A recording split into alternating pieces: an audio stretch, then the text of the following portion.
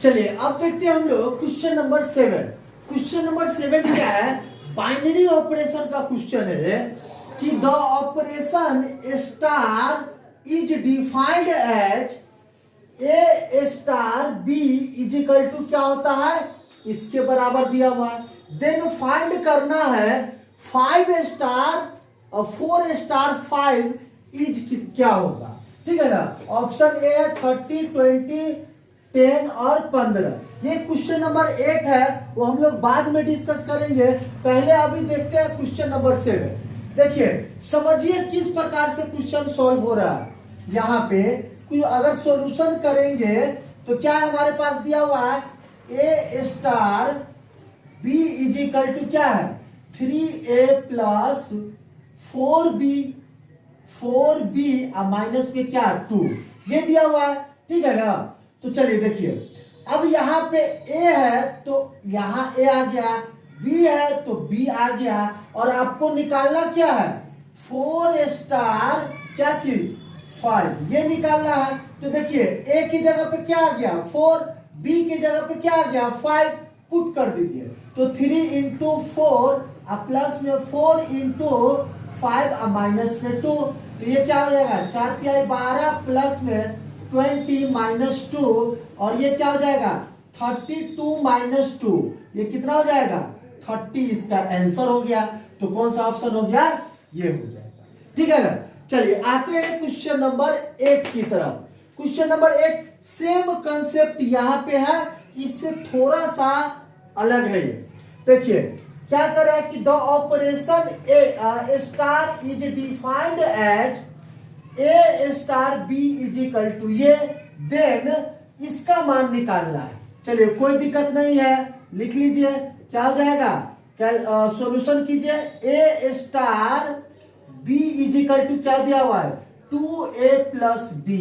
तो आपको क्या निकालना है कि 2 स्टार 3, तब इसका फिर से स्टार 4 के साथ। तो आप क्या कीजिए, यहाँ पे दो संख्याओं का स्टार के हो रहा है, ऑपरेशन हो रहा है।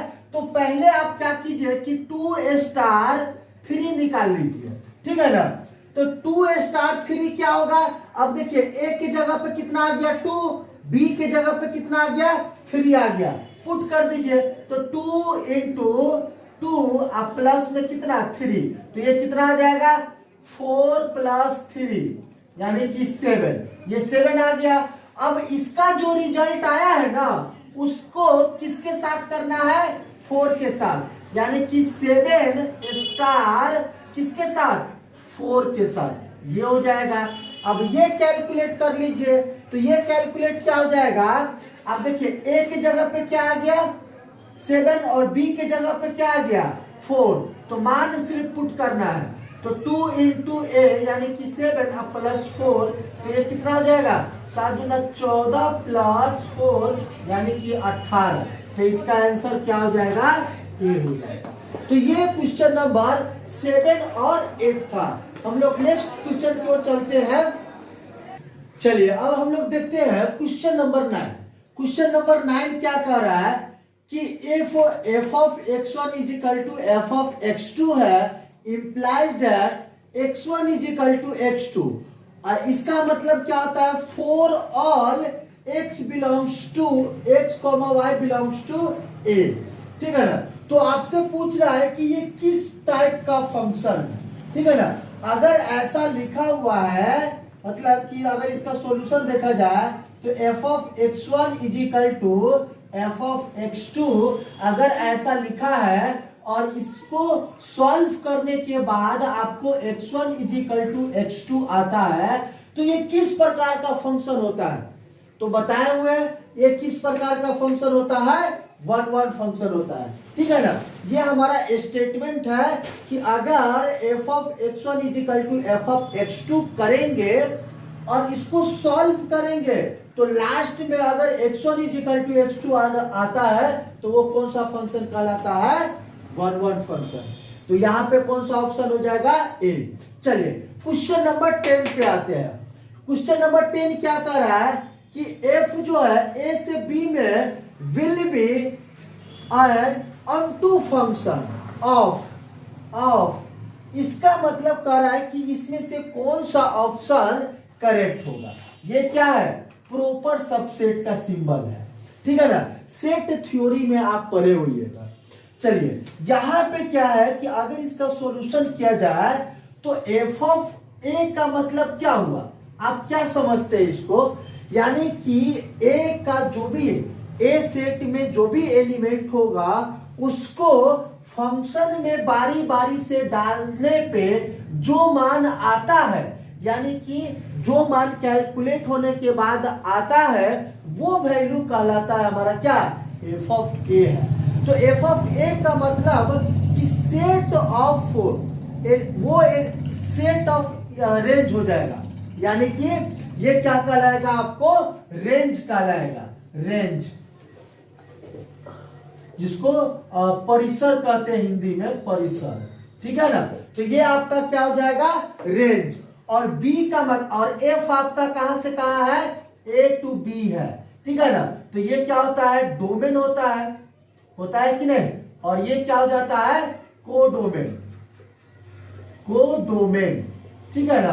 तो कोई भी फंक्शन अनटू फंक्शन तभी होगा जब आप पढ़े होइएगा कि कोई अगर रेंज किसके बराबर आ जाए, रेंज अगर कोडोमेन के बराबर आ जाए, कोडोमेन के अगर बराबर आ जाए कोडोमेन के, तो वो क्या हो जाएगा, अनटू फंक्शन कहलाता है। और कोडोमेन क्या है, यहाँ पे एफ ऑफ ए है, ठीक है ना। और ये क्या है, और कोडोमेन हमारा क्या दिया हुआ है, बी।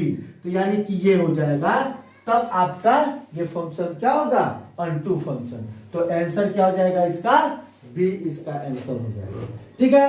हम लोग नेक्स्ट क्वेश्चन की तरफ पढ़ते हैं। चलिए अब देखते हैं हम लोग क्वेश्चन नंबर 11। क्वेश्चन नंबर 11 जो है वो क्या कर रहा है कि in the set of all straight line, मतलब जितना भी सरल रेखा है इन ए प्लेन, यानी कि कोई भी प्लेन में जितना भी सरल रेखा है उन सभी रेखा का सेट है, ठीक है ना। तो कह रहा है कि the relation R to be perpendicular, यानी कि अगर परपेंडिकुलर का कंडीशन आए तो कौन सा रिलेशन होगा। देखिए बहुत सिंपल सा क्वेश्चन है, देखने में आपको डिफिकल्ट लग रहा है। कह रहा है कि कोई भी प्लेन है, उस प्लेन में जितना भी रेखा खींचा जा रहा है वो रेखा का क्या है, एक सेट है आपके पास, ठीक है ना। तो परपेंडिकुलर अगर होगा कोई रेखा तो ये कौन सा रिलेशन होगा। अब देखिए मान लीजिए कि दो रेखा है आपके पास, ठीक है ना। जैसे अगर इसका कैलकुलेशन करें तो मान लीजिए कि let L1 and L2 are two lines, ठीक है ना। अब देखिए सबसे पहले अगर आप रिफ्लेक्सिव चेक कीजिएगा तो रिफ्लेक्सिव का, चलिए इसको भी नहीं मानिएगा, हम एक एक करके चेक कर रहे हैं, ठीक है ना। तो सबसे पहले क्या, रिफ्लेक्सिव अगर चेक करते हैं रिफ्लेक्सिव, तो इसका क्या कंडीशन होता है कि ए कॉमा ए, अगर यहाँ पे लाइन का बात हो रहा है तो एल ले लीजिए, ठीक है ना। यानी कि एल कॉमा एल ये बिलोंग करना चाहिए कहाँ, आर में, तभी ये होगा, ठीक है ना। तो देखिए आपके पास कंडीशन क्या है, हमेशा कभी भी आपको रिलेशन का इस प्रकार का क्वेश्चन सॉल्व करना होगा तो हमेशा किसको पकड़ना है, रिलेशन को। रिलेशन क्या कर रहा है, टू बी परपेंडिकुलर, ठीक है ना। तो चलिए टू बी परपेंडिकुलर यानी कि अगर रिफ्लेक्सिव चेक कर रहे हैं तो एल और यहां भी एल आएगा। तो क्या कोई भी लाइन, ध्यान से समझिएगा, कोई भी लाइन क्या अपने आप का परपेंडिकुलर होता है। जैसे देखिए यहाँ पे एल और एल ये दोनों लाइन क्या है, सेम लाइन है। तो इसका कहने के मतलब कि जो ऑर्डर पेयर इस कंडीशन को सेटिस्फाई करेगा वही हमारा आर में बिलोंग करेगा, ठीक है ना। तो यहाँ पे एल कॉमा एल लिए तो क्या एल, ध्यान से समझिएगा, क्या एल एल का परपेंडिकुलर होगा। अरे भाई कोई भी लाइन, जैसे ये लाइन ले लिए हम, क्या एल लाइन है, तो क्या ये लाइन अपने आप का परपेंडिकुलर होगा? ऐसा संभव ही नहीं है, तो इसका मतलब ये नॉट बिलोंग्स टू होगा। ठीक है ना? तो कोई भी लाइन अपने आप का परपेंडिकुलर नहीं होता है, तो ये क्या हो जाएगा? ये नहीं होगा। तो इसका मतलब सिमेट्रिक चेक करते हैं। तो सिमेट्री क्या कहता है? सिमेट्री का क्या डिफिनेशन है कि इफ L1, L2 अगर R में बिलोंग कर रहा है, ठीक है ना, तो आपको चेक करना है कि क्या L2, L1 R में बिलोंग कर रहा है कि नहीं कर रहा है। ठीक है ना? तो पहले देखते हैं चेक करके। तो L1, L2 R में बिलोंग कर रहा है, इसका मतलब क्या हुआ?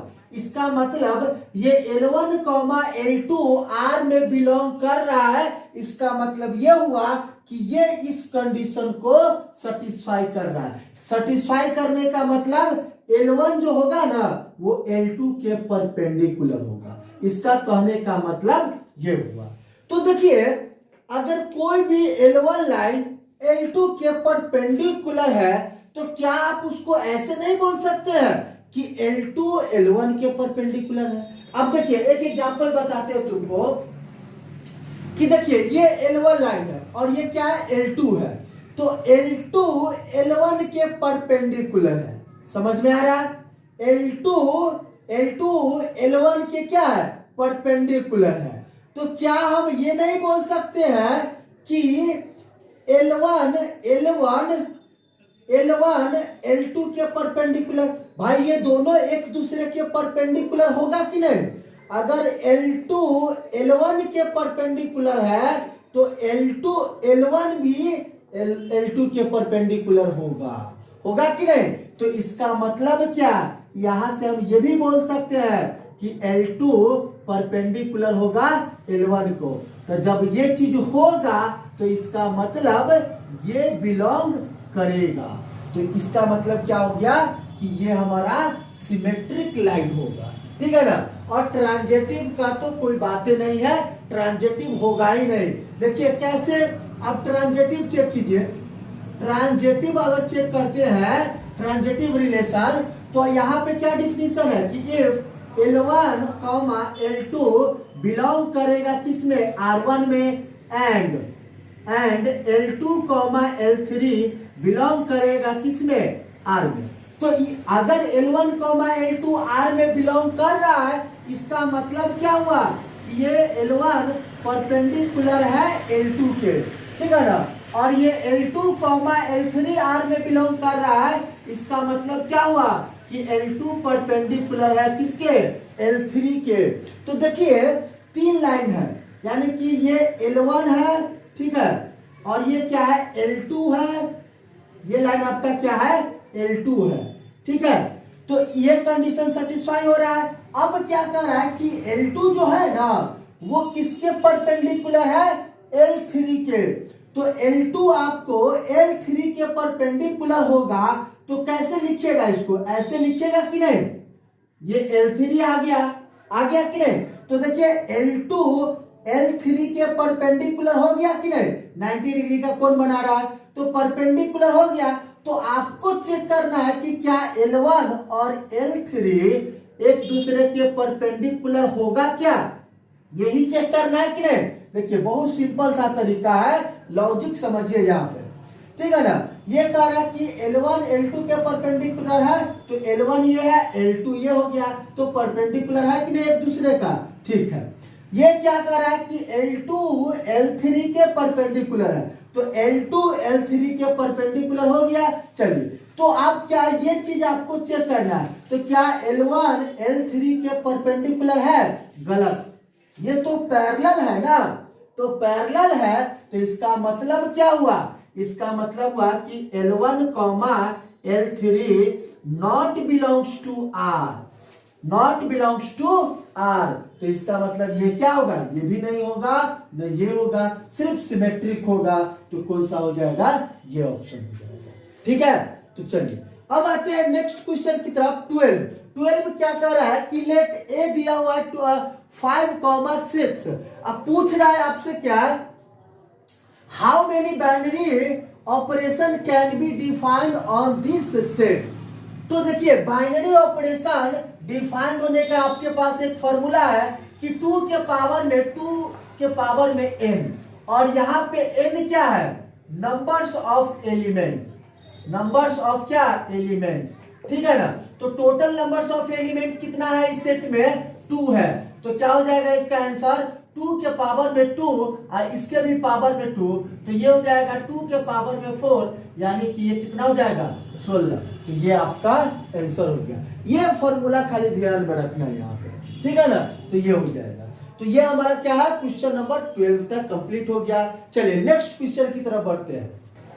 चलिए ये देखते हैं हम लोग 13वां क्वेश्चन क्या है अपना, कि a इज इक्वल टू दिया हुआ है 1 2 3, which of the following function a to a does not have an inverse function. यानी कि a टू a कौन फंक्शन ऐसा है यहाँ पे जो a टू a में इनवर्स फंक्शन आपको नहीं देगा। तो देखिए आपके पास सेट A है, तो चेक कर लीजिए ना, चेक कर लीजिए कैसे है। अब देखिए इसको ये है और ये ये है, दोनों क्या है A टू A है, और क्या है एलिमेंट 1 2 3 1 2 3। अब देखिए बारी बारी से चेक करना स्टार्ट कीजिए। 1 का इमेज क्या है, 1 है, 1 का इमेज 1, 2 का इमेज कितना है, 2 है 2, 3 का इमेज 3 है। तो ये आपको दे देगा इनवर्स फंक्शन, देगा कि नहीं। देखिए इसको या तो आप f a टू a लिखिए, ठीक है ना, या इसको f inverse a to a लिखिए, ऐसे ही लिखाएगा कि नहीं। अब देखिए सेकेंड वाले को चेक करते हैं हम लोग, ठीक है ना। तो सेकेंड वाले को चेक कीजिएगा।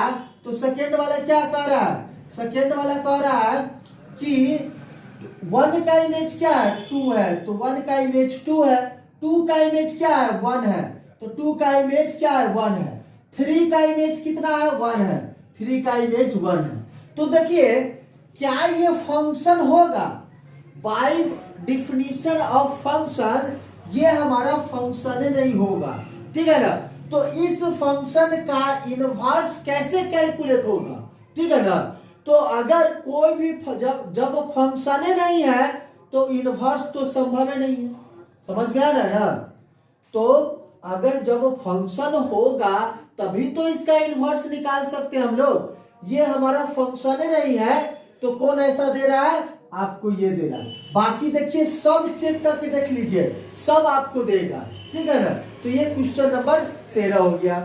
आते हैं हम नेक्स्ट क्वेश्चन की तरफ, 14 नंबर में भी क्या बोल रहा है कि A सेट दिया हुआ है, B सेट दिया हुआ है, और फंक्शन हमारा क्या है, A टू B है, is a function such that f of x is equal to दिया हुआ है। f ऑफ x क्या आपको दिया हुआ है, f of x is equal to x plus 5 दिया हुआ है, ठीक है ना।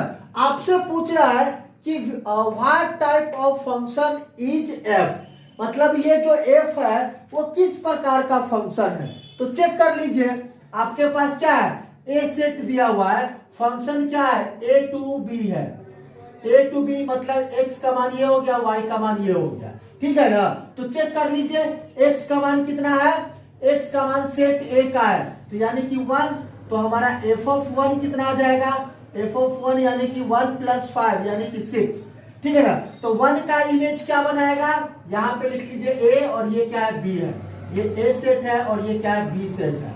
तो 1 2 3 हो गया, और ये क्या हो जाएगा, 6 7 8।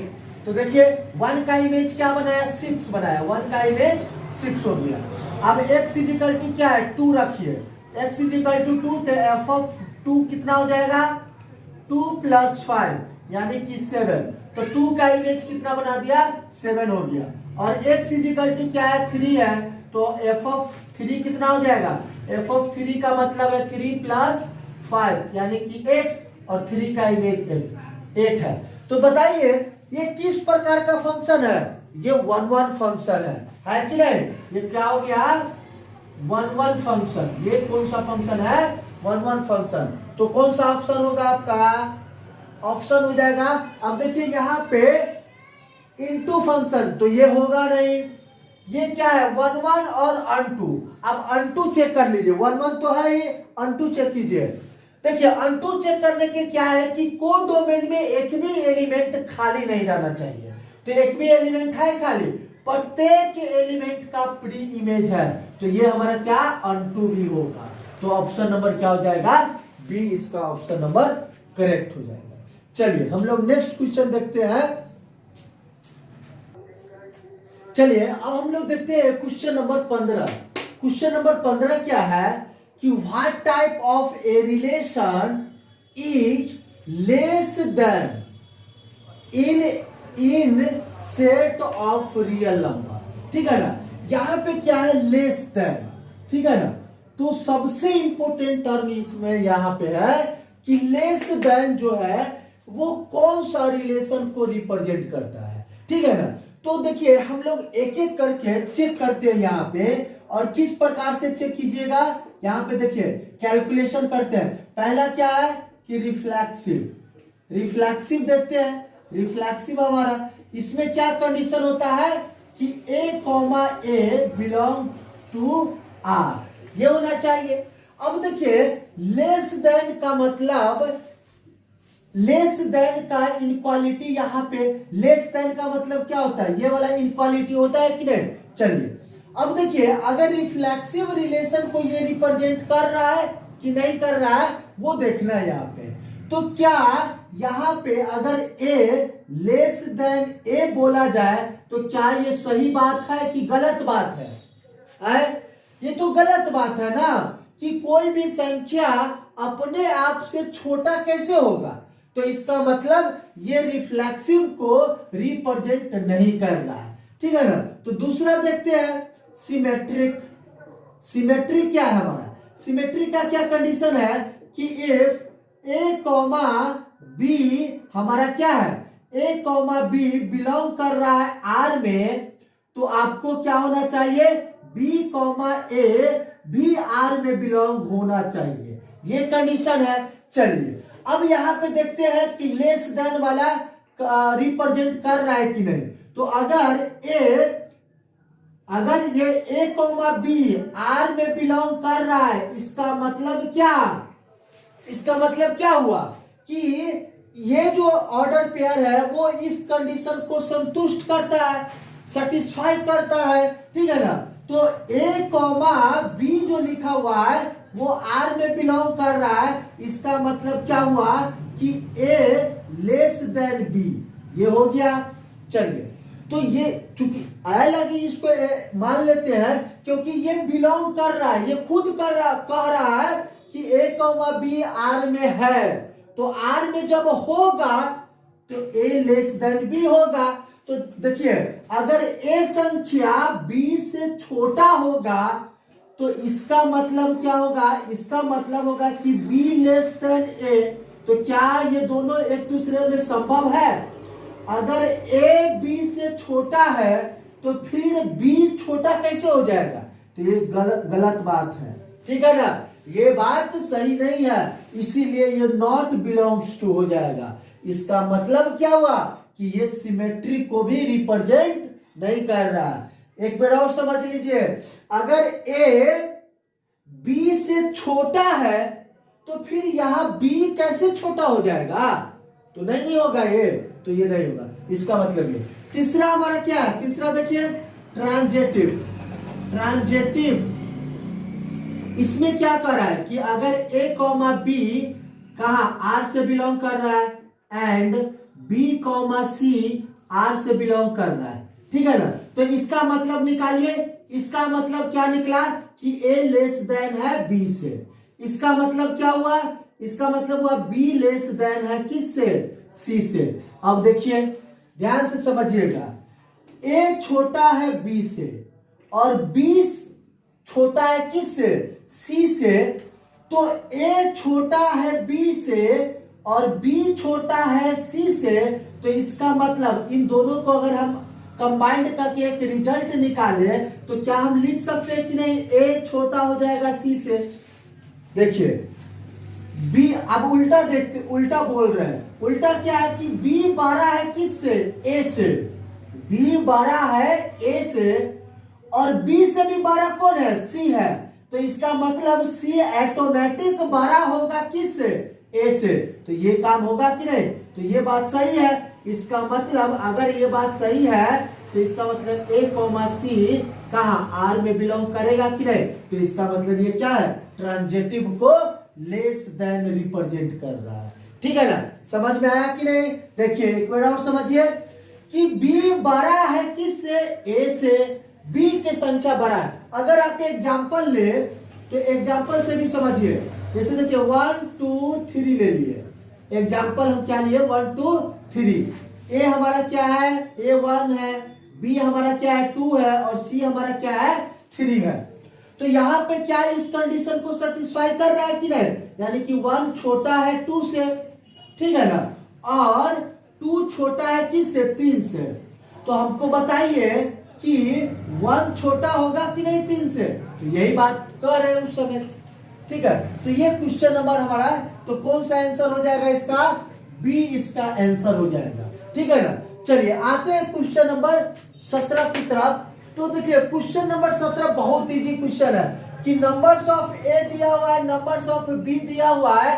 तो आपसे पूछ रहा है कि numbers of a cross b कितना होगा। तो numbers of a cross b हमारा क्या होता है, numbers of a cross b हमारा हो जाएगा, ये होता है formula numbers of a into में नंबर्स ऑफ बी, ये हो जाता है। ठीक है ना, तो मल्टीप्लाई कर दीजिए तो कितना 3 इंटू 2, ये कितना हो जाएगा 6। तो 6 इसका आंसर हो जाएगा। तो ये क्वेश्चन नंबर 17 था। अब आते हैं क्वेश्चन नंबर 18 में। क्वेश्चन नंबर 18 क्या कह रहा है कि इफ एफ जो है r टू r है such that f of x is equal to 3x minus 4, then which of the following is f inverse, यानी f इनवर्स निकालना है। तो ये हलवा है क्वेश्चन, ठीक है ना। तो देखिए कैलकुलेशन क्या हो जाएगा, 3x माइनस क्या है 4 है। तो f इनवर्स निकालने का क्या तरीका है अपने पास कि y इज इक्वल टू क्या कर देना है, f ऑफ x कर देना है, और y is equal to f of x का मान डाल दीजिए और यहां से x का मान कैलकुलेट कीजिए। तो y plus 4 is equal to 3x, तो x इज इक्वल टू क्या हो जाएगा y प्लस 4 अब बटा में 3। तो ये तो हो गया, ठीक है ना। तो हमारे g of x, g of y क्या आ गया, y प्लस 4 बटा में 3, ये हो गया, ठीक है ना। अगर इसको x के टर्म में चाहिए तो क्या हो जाएगा हमारा, x के टर्म में चाहिए तो x प्लस 4 अब बटा में कितना 3। तो ये हमारा हो गया f इनवर्स x, ठीक है ना। यानी कि f इनवर्स क्या होता है, f इनवर्स x हमारा हो जाता है कि जो x का मान आता है ना उसी को। अब ये हम डिपेंड करते हैं कि क्वेश्चन में किस टर्म में दिया हुआ है। अगर y के टर्म में है तो सेम टू सेम ये हो जाएगा, x के टर्म में है तो y की जगह पे x रख दीजिए, ठीक है ना। तो आंसर हमारा क्या हो जाएगा, ये हो जाएगा। तो ये हमारा क्या है क्वेश्चन नंबर 18। चलिए एक लास्ट क्वेश्चन है आपके लिए। चलिए ये क्वेश्चन नंबर हमारा क्या 19 है। 19 देखिए इस प्रकार का क्वेश्चन किए हुए हैं। If operation star is defined by, आपको क्या दिया हुआ है, देखिए सॉल्यूशन कीजिए इसका फटाफट। तो a star b is equal to क्या है, a square plus b square, ये दिया हुआ है। आपको निकालना क्या है, 1 स्टार 2 स्टार क्या 5, इसका मान आपको कैलकुलेट करना है, ठीक है ना। तो पहले आप क्या कीजिए, इसका मान कैलकुलेट कर लीजिए। तो इसका मान कैलकुलेट कीजिएगा तो 1 स्टार 2 इज इक्वल टू क्या हो जाएगा, देखिए अब इसको कंपेयर कीजिए। ए की जगह पे कितना आ गया 1, बी के जगह पे कितना आ गया 2, ठीक है ना। तो ये ए के जगह पे 1, बी के जगह पे 2, तो यहां पे मान पुट कर दीजिए। तो 1 का स्क्वायर प्लस 2 का स्क्वायर, तो कितना हो जाएगा 1 प्लस 4 इज इक्वल टू 5। तो ये आ गया। तो अब क्या हो जाएगा, इस 5 के साथ इसका करेंगे, ठीक है ना, क्योंकि ये इसका मान दिया हुआ है, तो इसका मान कितना आ गया 5। तो 5 स्टार किसके साथ, 5 के साथ। अब देखिए, अब ए का मान कितना आ गया 5 और बी का मान 5। तो 5 का स्क्वायर अब प्लस में 5 का स्क्वायर, तो कितना 25 प्लस 25। तो इसका आंसर कितना हो जाएगा, इसका आंसर हो जाएगा 50। तो ये हो गया आपका 50 आंसर इसका, ठीक है ना। तो इस प्रकार से क्वेश्चन हम लोग कितना सॉल्व कर लिए, मतलब रिलेशन एंड फंक्शन का जितना भी इंपॉर्टेंट क्वेश्चन था, ऑब्जेक्टिव टाइप का क्वेश्चन हम लोग डिस्कस कर लिए हुए हैं, ठीक है ना। अब जो हमारा वीडियो जो नेक्स्ट आने वाला है वो हम लेकर के आएंगे मैट्रिक्स का, ठीक है ना। मैट्रिक्स का जितना भी इंपॉर्टेंट क्वेश्चन होगा वो हम डिस्कशन यहाँ पे करेंगे, ठीक है ना। तो नेक्स्ट वीडियो जरूर आप लोग देखिएगा और इस वीडियो को जितना हो सके उतना शेयर कीजिए, क्योंकि जितना भी इंपॉर्टेंट क्वेश्चन हो सकता है सारा के सारा हम लोग यहाँ पे कवर किए हैं। तो thanks for watching this video, फिर मिलते हैं नेक्स्ट वीडियो में।